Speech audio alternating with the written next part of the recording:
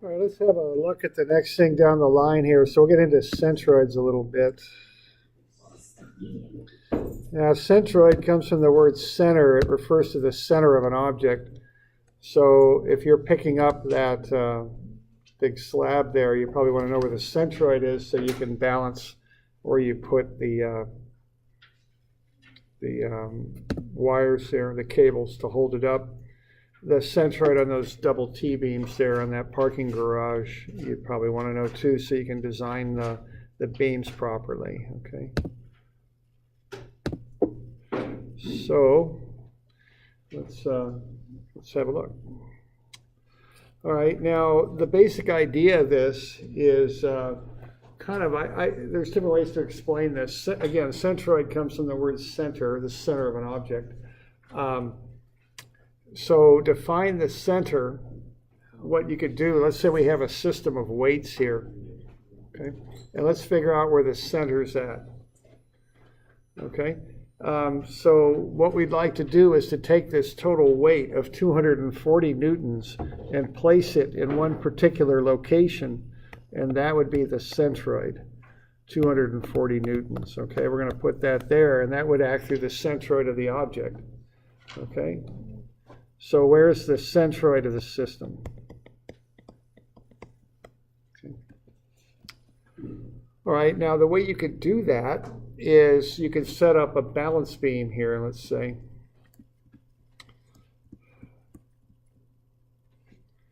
So let's set up a balance beam over these weights and hang them from the beam.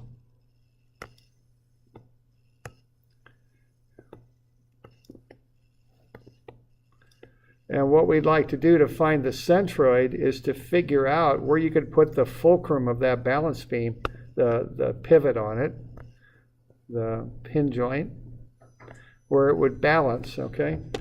And that would be the centroid, where the balance beam would balance, okay?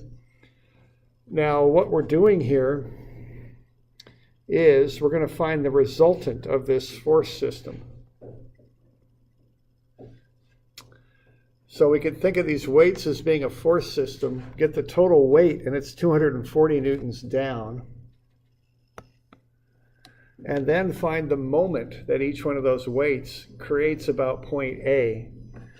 And I'm going to call clockwise positive on this just because everything's going clockwise, and really those sign conventions are somewhat arbitrary, so I'm going to call that positive just so I don't have a bunch of negative signs in there. So I'm going to take 50 newtons times 0.02 meters plus 90 newtons times 0.05 meters plus 60 newtons times 0.06 meters plus 40 newtons times 0.08 meters. And what I'm doing, I'm just measuring out from the y-axis here to where each one of these weights are, okay? So 0.02, 0.05, oops, I'm sorry, that's 0.06, isn't it? 0.06, 0.05, and these are all meters is what they are, and then 0.08, okay? And that gets me a total moment of 12.3 Newton meters clockwise, okay? So that's what I'm doing here.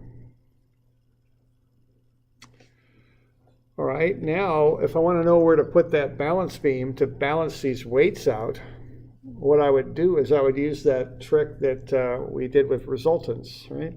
Where I would take the total moment and divide it by the y force, and that will get me the x bar distance, how far over to come. So essentially what I've done here is I've created a resultant. I've got 240 newtons there, and a total moment caused by this system of 12.3 Newton meters. So what I could then do is take the moment and divide out the resultant force, and that will get me a distance, okay? You'll remember this from doing resultants? So what I would do there, I would take the 12.3 Newton meters and divide it by the 240 newtons. And that will get me a distance, which is 0.0513 meters, which is 5.13 centimeters. And that's where I could put a balance beam. That's where, let's see, that's where that resultant force would act, 5.13 centimeters over from the y-axis. Okay, so the idea here is if these weights were hanging from a balance beam, if I put the fulcrum there, the pin joint, the point about which that beam would balance, if I put it right there, 5.13 centimeters over from the y-axis, the beam would balance there. Okay. So the X centroid of the system is 5.13 centimeters. So y'all okay with that? That idea? And that's an application of that finding the location for a force such that it causes the moment thing we went over a little bit.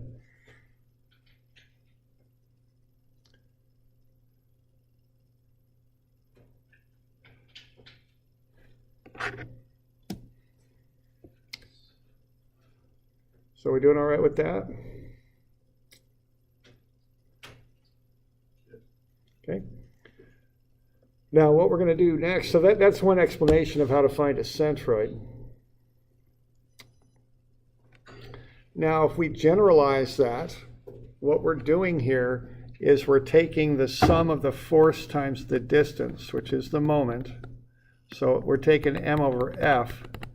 That's the sum of the force times the distance over the force, right?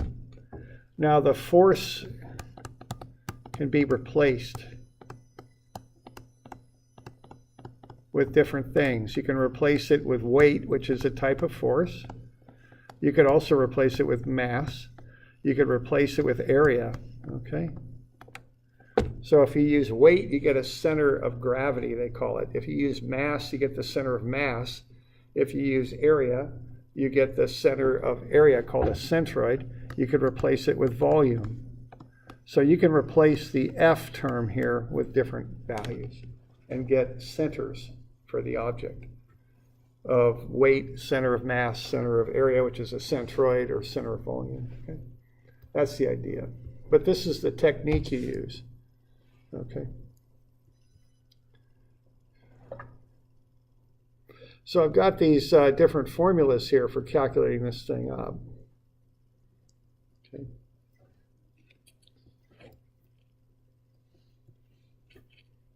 So the basic formula there to find x bar is the sum of x bar, let's say we're doing area moments of or area centroids, it'd be the sum of x bar little a for all the small areas that you're working with divided by the total area. Okay. And that's the formula I would use if I was doing geometric kind of polygons, which is normally what we deal with. Simple figures that are made of shapes that I can look up the centroids for in a table. Okay. If I can't do that, and I've got nice clean functions though, like a parabolic curve or a cubic curve or whatever the heck it is, I might have to use a calculus type approach where I use my areas by using the little infinitesimals, dx's, dy, d whatever, okay, to define the areas. And then create a function like that and use an integral to add things up. Now the other approach that I could take if I don't have a nice clean polygon but I've got kind of an irregular shape would be to do it numerically. Just if I've got some weird curve, be that whatever it is, I could set up a set of axes and break it up into a bunch of little pieces and then use what do they call it, Simpson's rule or something like that? Yeah, Riemann sums to do it. You can do it that way. And this is common in engineering to do it with this approach. You can write a computer program that does that. Okay. So there's different ways to do it. I think we'll start with the algebraic method first. Okay, so let's say I've got this shape here. Let's find x bar and let's find y bar for this thing. Now, the way we would do that is we would break it up into areas. Do we have a page for this? I don't think you do. I think this is just a sketch, simple enough. And I think what I would do with this is I would break it up. So if you've got a shape like that, just a rectangular plate with a little square on the top, what you would do would be to break it up into pieces. And yeah, there isn't a note page for this. And then what we would do with those pieces, I would probably have a square on the top and a rectangle on the bottom, is I would draw in where the centroids are at of each piece.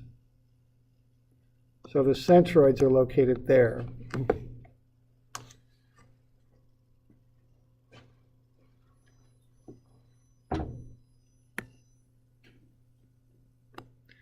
And then you can measure over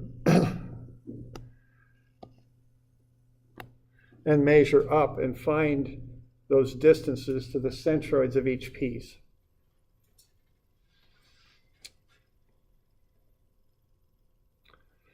All right, and then apply the formula. That's how I would approach this. So x bar is the sum of what I would call little x bar, which is the distance to each one of those centroids that make up the area, times its area over the total. And y bar is the sum of the little y bars times the areas to which they apply divided by the total area. So that's how I would do that.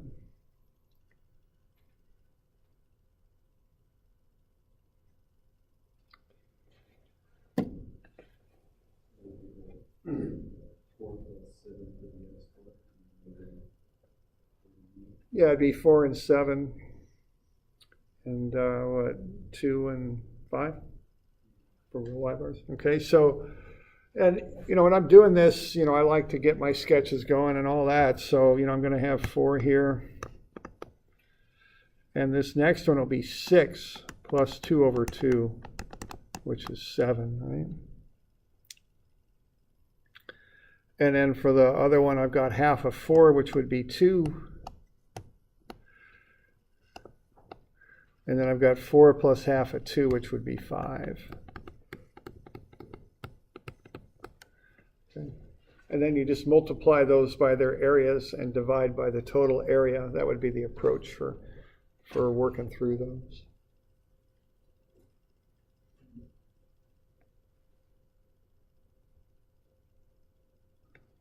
I think it represents the total area of the whole. The whole thing, yeah. So this is kind of a weighted average is another way to think about it. I mean, I kind of presented it like a series of moments, but you can think of it as a weighted average. You take the y bar and x bar times the area to which they apply, sum those up, and then divide by the total, okay? So, I get the areas also. So 2 by 2 for that top square, and then 8 by 4 for the bottom rectangle. So 4 and 32.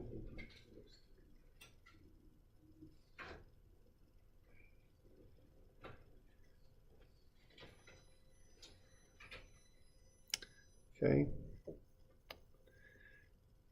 And then once I've got those areas, I get the centroidal distances and multiply them through. Right? So 7 and 4 and 5 and 2. Okay.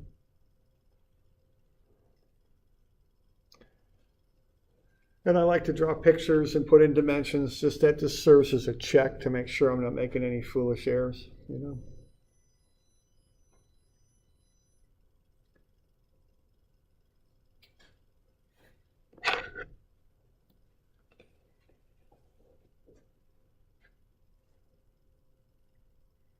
Okay.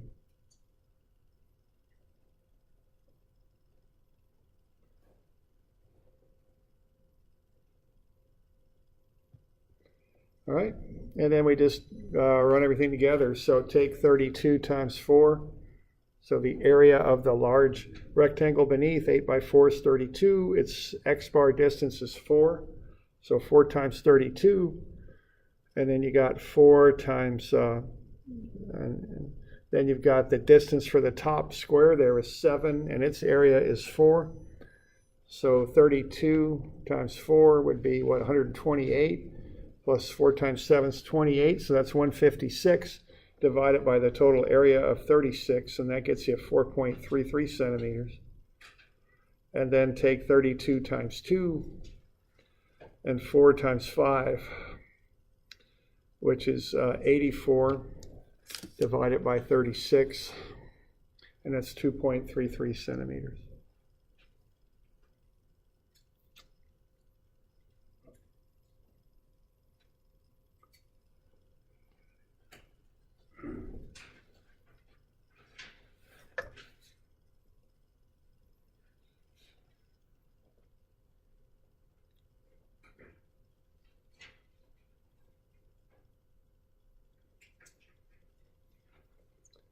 All right. So that's how you'd find the centroid of that shape. And the idea there is once you locate that centroid, that's the center of the object. If you've got uniform thickness and uniform density, that would be the balance point of the object. So I've got it here, and if I just take this object and I put it on this pen and put that point, that centroid on the pen, it'll balance. That's the idea. So that's a centroid. And this is a common shape property that we use. Quite often we use the centroid to as kind of the point that we use to analyze the whole shape. Okay, that's the idea. Right. Is that also, if you were to rotate that, is that also the center for the weight in this direction then too? Which direction? So like right now you have it flat, right? Yeah. So if you're to this way and put a pin through, it would also balance. Right, yeah, this will balance any direction. This will Yeah. balance. This is like no center. Okay. Okay. All right. So that's the basic idea, okay? Now this can get more complicated, of course, as things do, but that's the basics of it right there. Now let's look at a more complex example. Let's take a look at this shape. And see what we got with this one.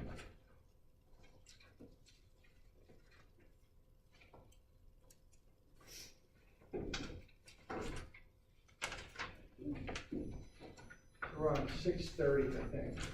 So what we got here is a series of triangles and rectangles, plus we have a cutout.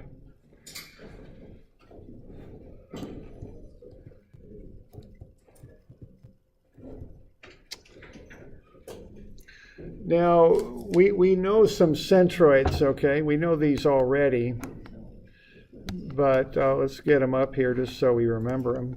For a rectangle, the centroid's located a distance of L over 2. For a right triangle, the centroid is the base over 3 from the right angle. And then the last one that we haven't covered yet, but we also know is a quarter circle. And the centroid there is located 4r over 3 pi over. All right?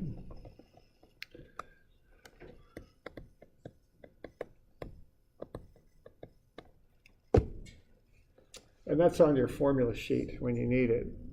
And so we could use all of those for this shape because it's a combination of a rectangle, a couple triangles, and a semicircular cutout is what it is.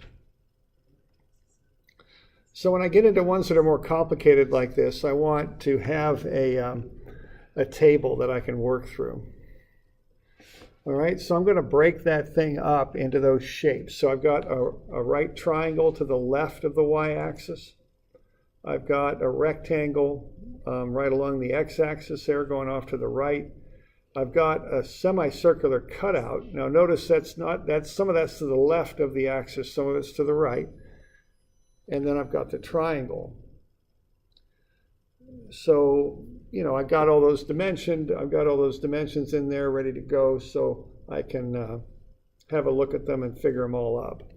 What I know I'm going to need are areas and distances, and that's what I combine to get the total. Okay.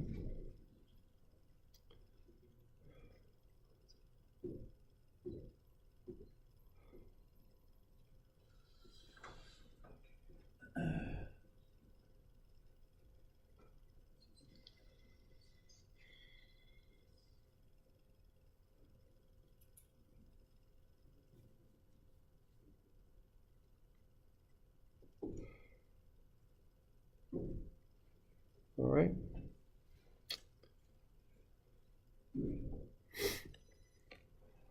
So I can plug everything into a table. All right, so that first one, I'll just start with the triangle there. It's got a base at 12 and a height of 12, and 12 makes 24. So the area is 1/2 12 by 24. It's 144.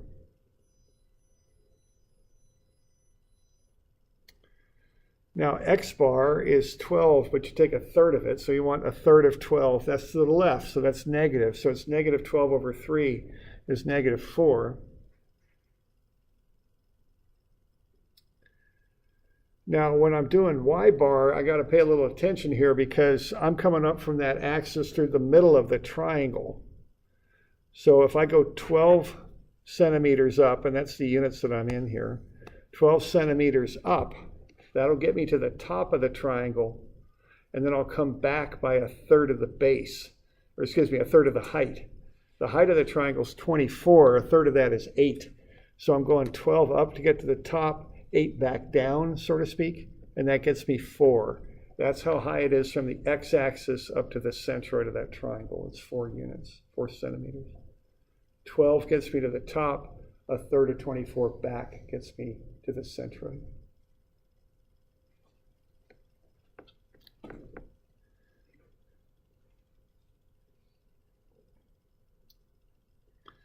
All right, so I got the area of 144, 1/2 base times height. I got 1/3 of the base back in the negative x direction, negative 4.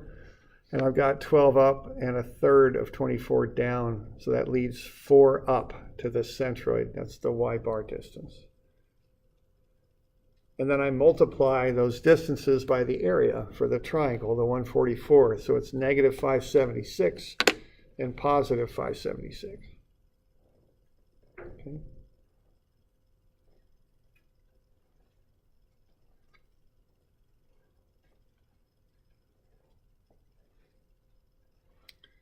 You doing all right with that?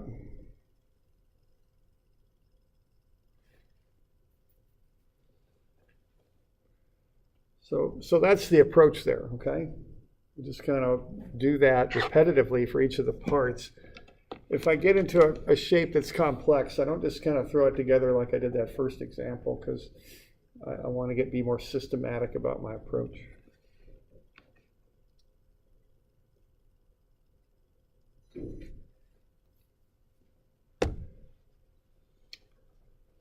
Okay, number 2, what I've got for the area is negative 1/2 pi.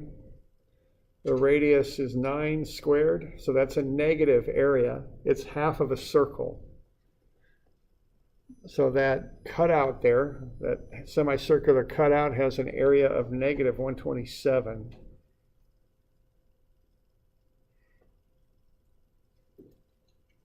Now, x bar is given for that. It's just 6 over from the y-axis.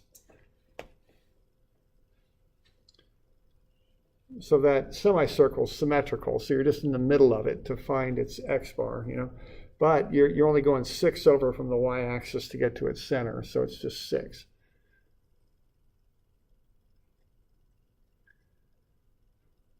Now, the y bar is a little different there, because you go 12 up to get to the flat top of the semicircle, okay?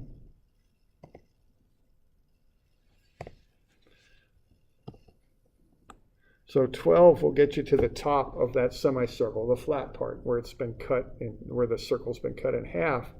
Then you got to come back down to the centroid, and that's as that formula for the quarter circle shows is 4r over 3 pi.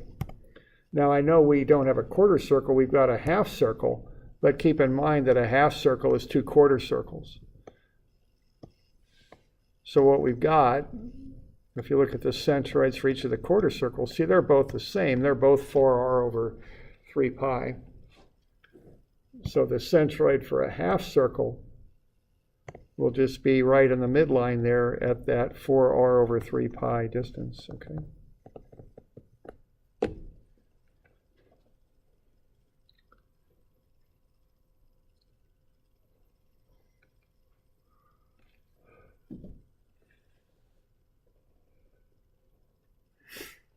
All right, so that's the distance from the flat top down to the centroid.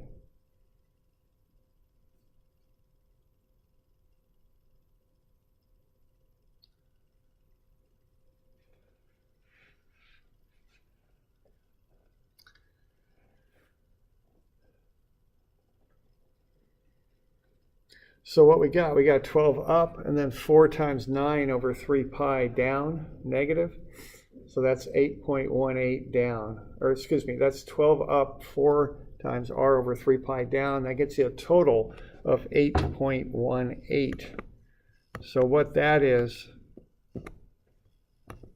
this distance right here. It's 8.18 right there. From the x-axis up to the centroid. And then again, you just multiply that by the area. So 6 times negative 127 is negative 763. And 8.18 times negative 127 is negative 1041. So you don't really need to worry about the fact that that circle, excuse me, that half circle's on both sides of the y-axis. Just find its centroid, get the distance. You don't have to do anything tricky, you know, on account of the fact it's on both sides of the y-axis. Okay.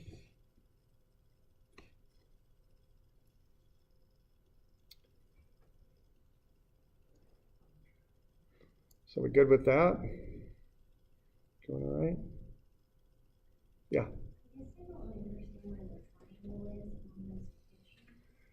The triangle's to the left of the y-axis. It's right here. It's over there. We're not dealing with the one on the far right yet. We're doing the one off to the left. Okay. All right.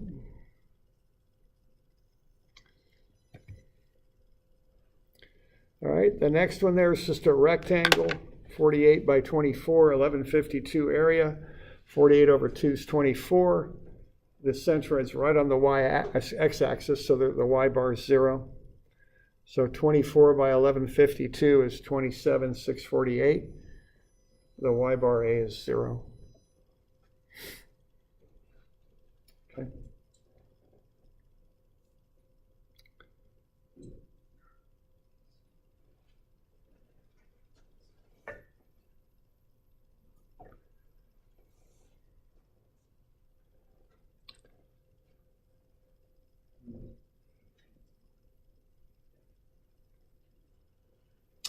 All right, then we got that triangle there, number 4 out there. Once you do that, get that area, fill that in, and get the 2 distances.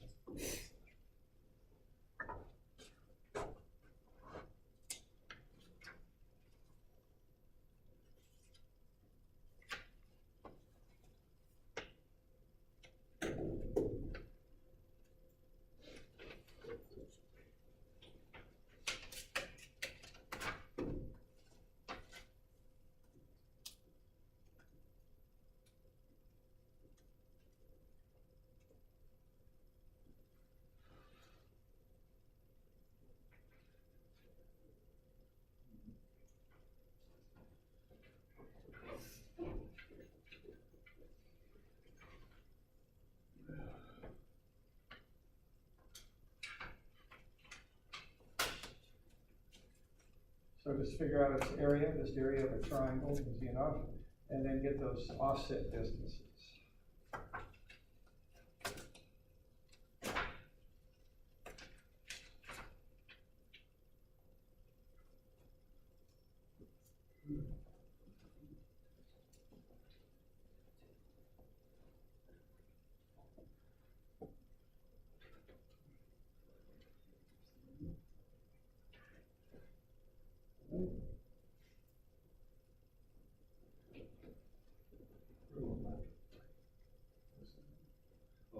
So it's supposed from the origin. Yeah, right. You got to reference everything to the origin every time. Every part has to be referenced back to the origin.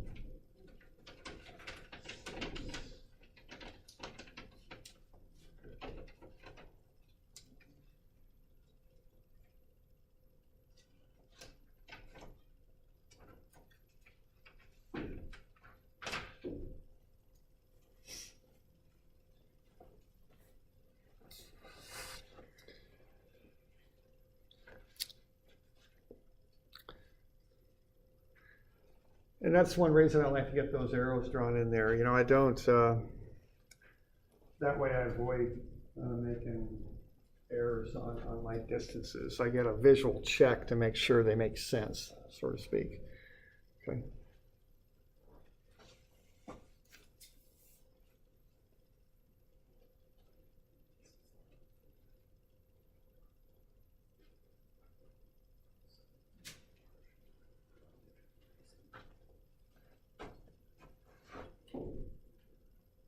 So when I get X bar A, I got 5832, and when I got Y bar A, I got negative 864. So 5832 and negative 864.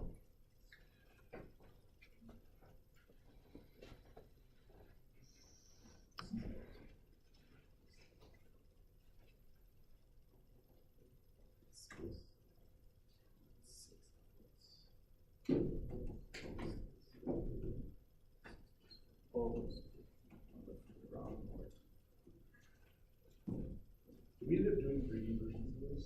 Yeah. Just add an extra axis. That's all. Oh, okay. It's, you know, it's nothing. It's actually not that bad. No, it's all, the directions are orthogonal. They're all. Yeah, as long as the faces are orthogonal. Right. Yeah. You know, after you do calculus, you could have a curve, three-dimensional curve, and that's integral and all that stuff. Lots of vector stuff, definitely. Yeah. I guess, yeah, you'd have to figure out some way to integrate it, some way to cut it up into pieces, you know, some sort of way to slice it. Oh, yeah, I remember that. Something similar. The normal thing is that they slices through it, like, you know, cut an apple and parallel slice. Yeah, that makes sense.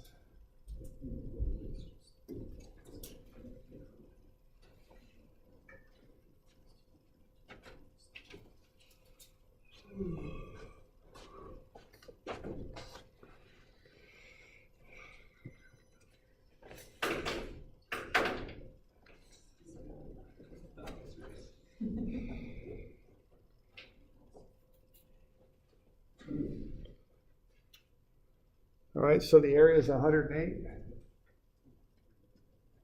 And then the distance you want to reference to the x-axis. So you're going to go a third of 18, but you got to add the 48 to it. So the distance is 54. Okay.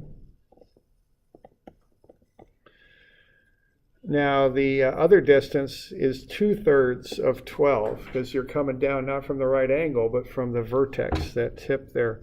So the distance is -8. Okay. And you know, a common error on these things is to forget to include the offsets. You got to stick with one origin throughout the entire process. So I draw that in there, and you know, so the distance, it's a third of 18, 6 plus 48 more, it's 54.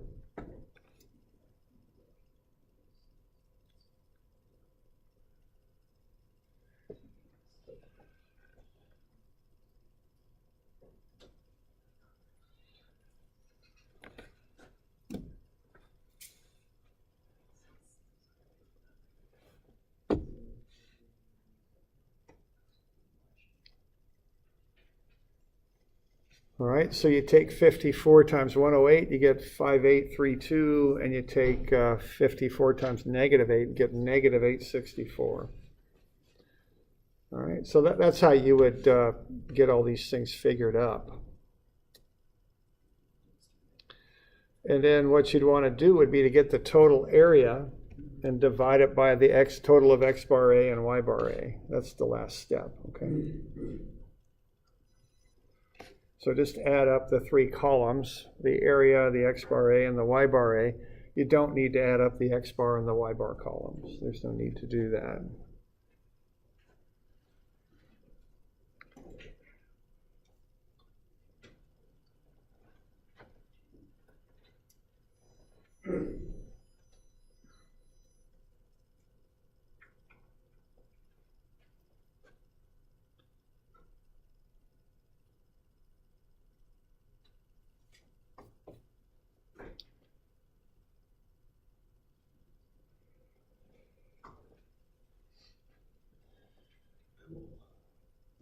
So that's how you find the centroid there, and that comes out to be 25.2 to the right, and negative y, and the y bar is negative 1.04.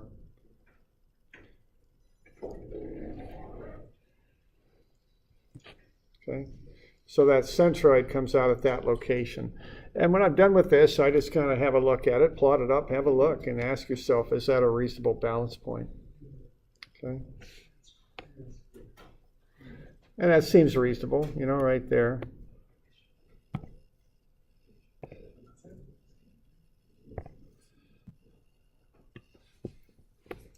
Okay.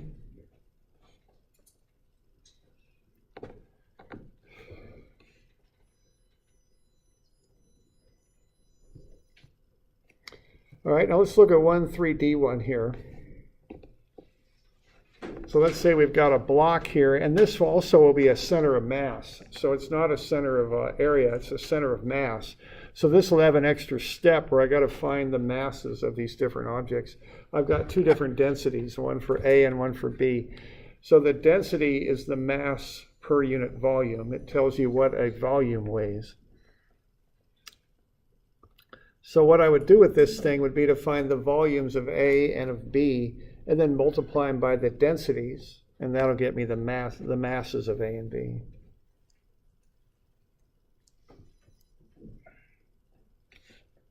Okay, the bar is centered on the y-axis, so keep that in mind, 1 centimeter either side.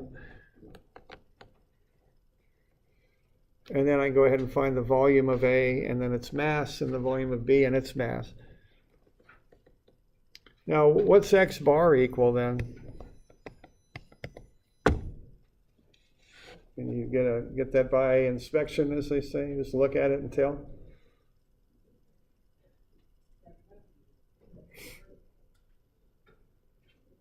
Centered on the y-axis.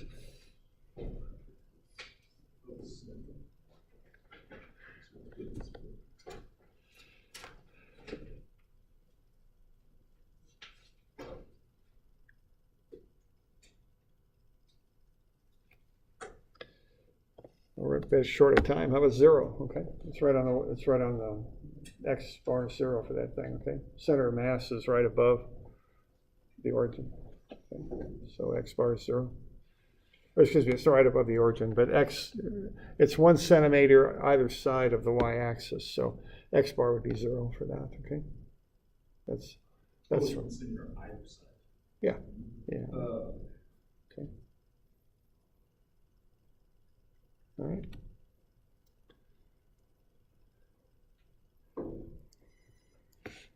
All right, so then I want to find the volumes. So the first one's 8 by 2 by 4, 64 cubic centimeters. 4 grams per cubic centimeter means the mass is 256. And the volume of the second one is 3 by 2 by 4, 24 cubic centimeters. The mass is 24 by 1.8. 43.2.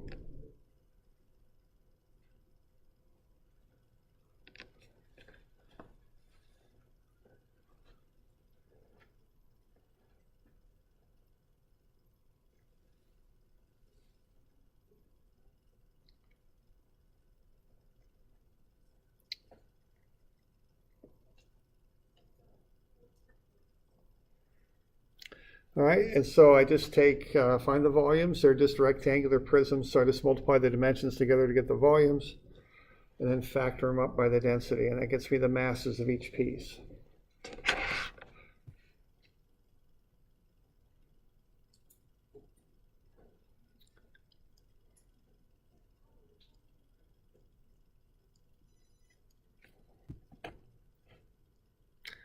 All right, so once you've got that, then again, I just got a table there to be filling out. And we're going to stay in grams and centimeters on that. So we get the mass of A and B filled in, then find the y bar distance to the centroid center of each mass, which is just in the middle. They're uniform densities. So that first one is going to be starting from the origin here. Go half of 8, so you go 4 over. Half of 4 is 2 up, so 4 and 2, and then do something similar there to get to B, all right?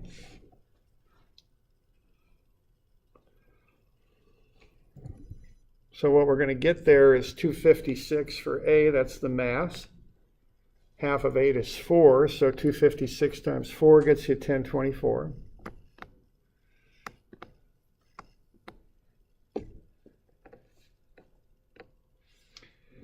And then the mass of B is 43.2. Its centroid is 8 plus half of 3.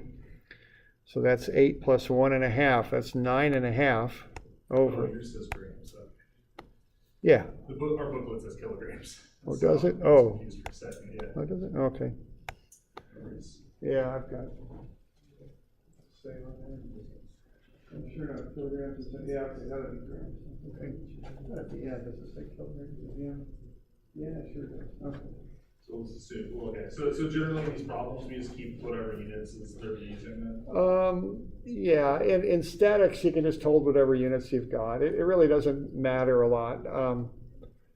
In dynamics, you want to be a little careful if you're taking that next term, because you want to be in standard units, because you start taking mass times acceleration and getting different things. So you want to be careful there. But in statics, we can pretty much just stick in whatever unit we're given, if you like. Gotcha. Okay. So 8 plus half of 3 gets you 9.5 times the mass of 43.2. That gets you 410.4. Okay.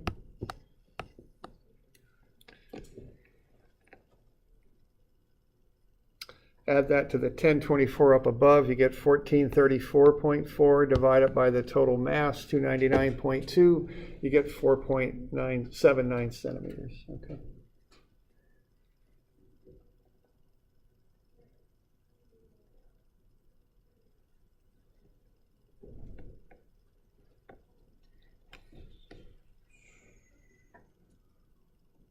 Okay.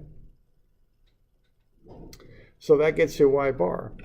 So if you've got this center of mass, you've got an extra step, where instead of just getting the volume in this case, you got to factor that up by the density and get the mass. That's all. Okay.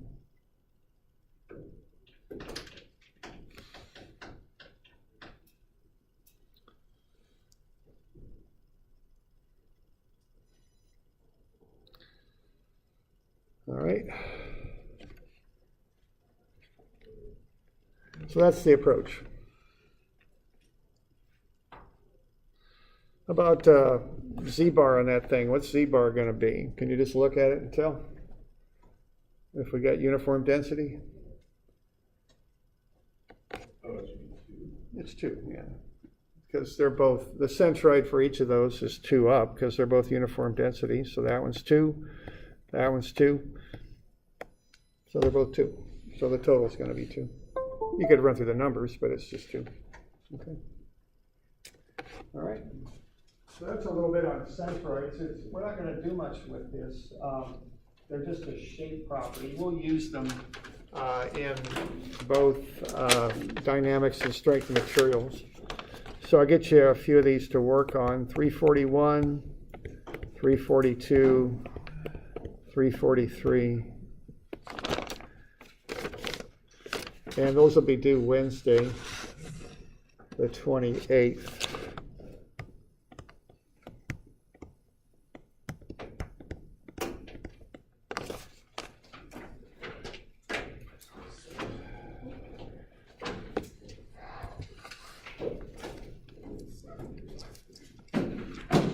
All right, so there you go.